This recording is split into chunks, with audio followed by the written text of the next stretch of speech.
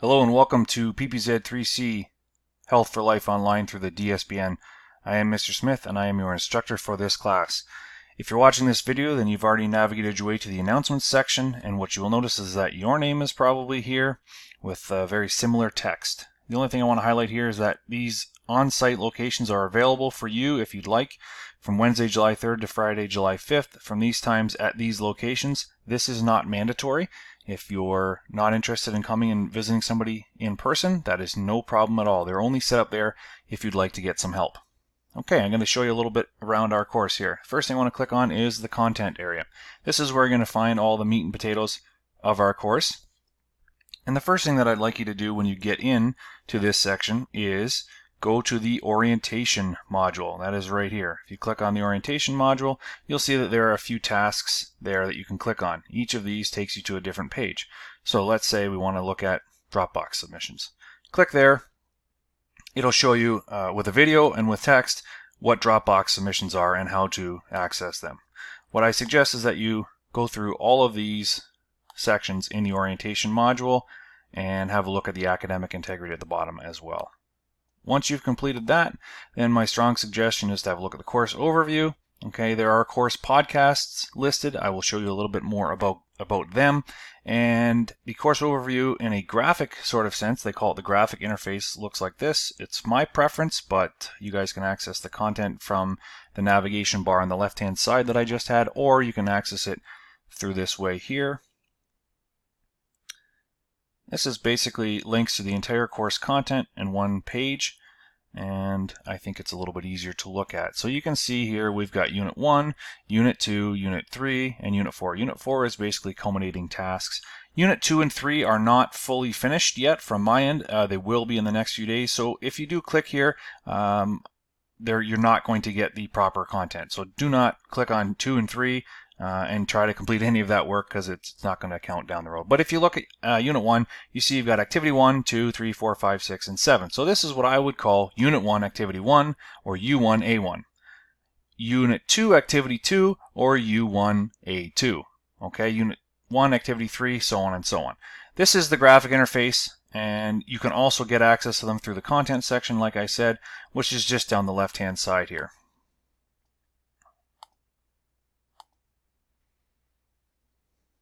All of that stuff can be found here as well. So if you scroll down, there's U1A1, there's U1A2, U1A3, so on and so on. In the calendar, you'll notice that I've called them U11, U12, U13. I've just gotten rid of the A for simplicity. Here's what a section that I have put in here that I find is very helpful information that students like to have at the start of the course. I have been teaching online for the DSBN for the last 8 years, and I hope that you guys have a good experience with me. I'm looking forward to this. This is newer content for me, and so I'm excited. I think the course is set up very well with lots of interactive activities and some great discussions that we can have as well. Now, you might want to know about the course evaluation. This is how it's going to look. These percentages here, we're all going to add up to 70%, and then here's a breakdown of where they come from. Okay, specifically, all right, you'll notice that all of these percentages here add up to 70, or if you just take the totals here, that also adds up to 70. So this here is 70% of your mark. Call that your term mark. The other 30% of your mark is made up from your culminating activity and your exam, and their breakdown is as follows. The culminating is worth 19%, and the exam is worth 10%. Big note here on this section. I want you to follow along with this here and read this, please. This is very important. You do have several assignments for each section. Okay, so for Unit 1, we have U11, 2, 3, 4, 5, 6, and 7. Those are basically 7 modules, 7 days worth of work, except I'm only going to be evaluating 2 of these assignments. You can see 1 will fall under this category, 1 will fall under this category, and 3 of the discussion posts that you see as you go through. But I'm not going to tell you which assignments I'm going to be marking. It might be U11 and U14, could be U13 and U16. Okay, you're not going to know that. And then throughout those areas, there's discussions, and you're going to get 3 of the discussions marked there, 4 in Unit 2 and 3 in Unit 3. Okay, there's 1 unit test per unit. You'll know what that is and when that is on the calendar. If you have any questions at all, this is where I want you to go. This is how you contact and communicate with me, please. That's my email address right there, and that is the best way to get a hold of me.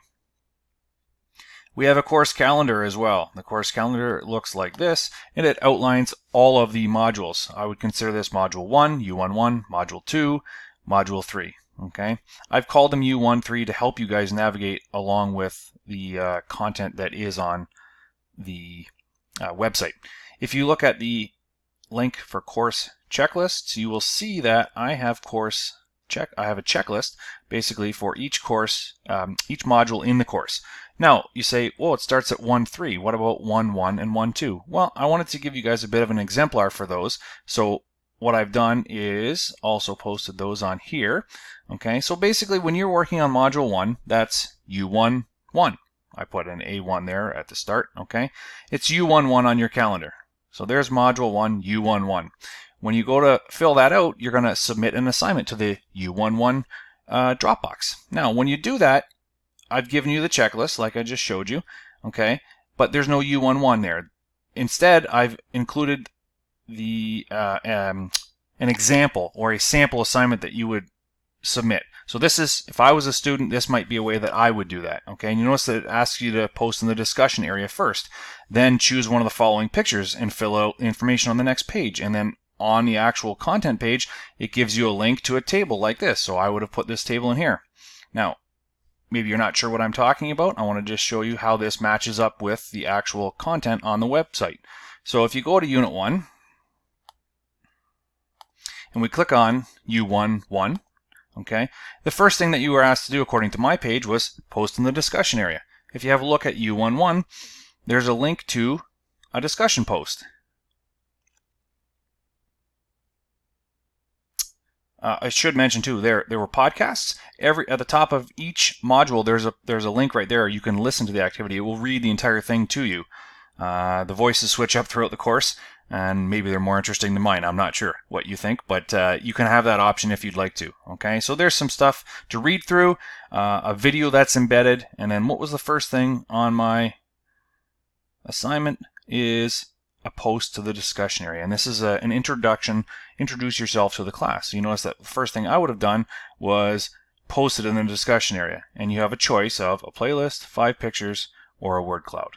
Okay, and then you would post to the discussion area. So on my sort of exemplar, every time there was an action to be taken, I put a little yellow box there. Post in the discussion area. Okay, that's going to be the U1D1. You don't have to worry about that naming, but that's what you would do. The next thing that I would do is, you notice there's a couple pictures here, and then there's a little yellow bar there. That means, hey, I have to do something. Again, this is up to you. If you want to make something like this, you do not have to, but you do have to submit an assignment for this. So if I scroll down, you'll notice that those same 2 pictures appear. A couple videos to watch. The next task to do. The same 2 pictures appear. It's trying to load the videos and I'm going too fast. The same 2 pictures appear here after an example. They give you an example and then they ask you to complete the assignment. So there is my version. What I would submit if I was a student is there's the same 2 pictures. I would identify to the teacher I'm choosing the picture on the left, this picture here. And then I would fill out this information from that. Okay, and I would fill the rest of this out. The rest of this matches up with the rest of Module 1, and then at the end of Module 1, I would submit this to the U11 Dropbox. Everything else is there. Okay, where do you find the Dropboxes? Well, if you do the Dropbox orientation, you'll find that out. Also in the announcements section here, okay, when you go back to the home page of the course, there's always an announcement section. Every single day I will post in the announcement section, and I will put what's called a quick link in the announcement section here, which looks like there. That's a quick link. So you click on that, I will say, oh, U11 is due today. Here is a quick link to it, and you just have to click on that, and that's where it'll take you right to the Dropbox where you can submit that work. Okay? Just see if there's anything else I'd like to cover for today. Just like to remind you that you need to email me if you have any questions. Please do not use the email within this D2L here. Okay, this is not accessible to me on my phone as easy as my DSBN email address is. So I would strongly suggest that you email me any questions that you have at kyle.smith@dsbn.org, and that information is found in the course overview with a lovely picture of myself as well. And you'll have to scroll down quite a ways to the bottom. All the important information that I felt was pertinent for the first day I've included in that helpful section there for Unit 1. But if you read through this here, you can see there's the overview of all this stuff. Okay, some ministry document stuff there. Policies, plagiarism, grading, a note to parents. Here's what you have to do. A key thing here is that I'm going to set the due dates in that, but you should probably be spending about 3 to 4 hours a day. Each day in summer school, because it's only a month long, each day is equivalent to about 4 to 5 school days. So if you think about 4 to 5 school days, you should be working 3 to 4 hours every week on that one course. The Meet the Teacher link is here. All that does is take you down to the bottom here. Okay, there's the Meet the Teacher. You've already seen me in this video. There's another beautiful picture of me, and I'm very strongly advising you to use this email to get a hold of me. I do have office hours as well. What that means is these are the times when I will get back to you within minutes. Okay, you notice that I don't have office hours on Friday or Saturday. I have them 5 days a week. Similarly, you guys are responsible for working 3 to 4 hours 5 days a week. Now, am I going to monitor your exact time that you signed in and signed off? No, but I am going to monitor when you sign in. And if you don't sign in for a few days, that's kind of like missing a couple weeks, and that is going to be followed up with very strictly. So you do need to be signing in and completing work on a regular schedule. Otherwise, we'll have to find out if there's some way that we can assist you in getting on if you're having trouble. But if you have any questions, you email me at this email address here. Okay? Thank you.